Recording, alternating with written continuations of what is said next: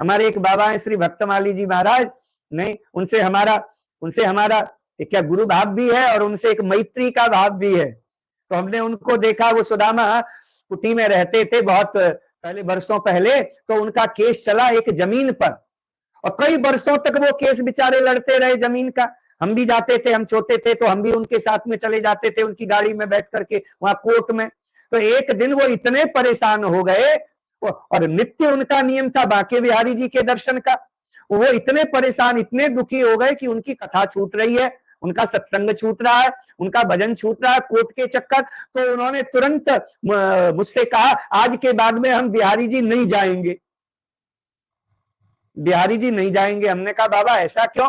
बोले कहा बिहारी जी से हमारी कुट्टी है, और हम सच बताते हैं, उन महात्मा जी के हम बहुत निकट हैं। तो हमने उनको देखा कि वो 6 महीना तक बिहारी जी नहीं गए। देखो, अब ऐसे नहीं जाने वाले तो बहुत हैं, नहीं जाते बिहारी जी।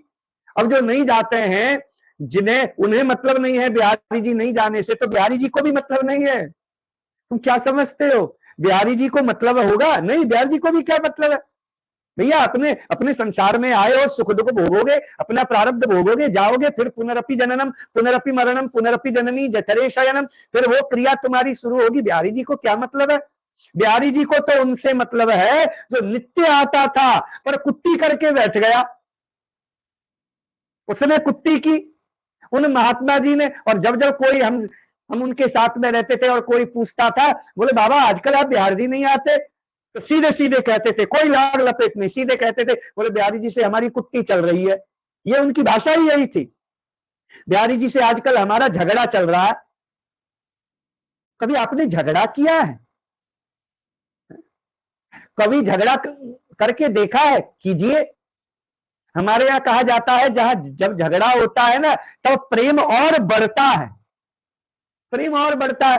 अरे दुनिया के लोगों से झगड़ा आप करते रहते हो, अपने परिवार से झगड़ा आपका हो जाता है, पत्नी से हो जाता है, दोस्त से, क्या दोस्त से झगड़ा नहीं होता? होता है। तो भैया, तो थोड़ा कभी बांके बिहारी श्याम सुंदर नंद नंदन से कभी झगड़ा किए हो?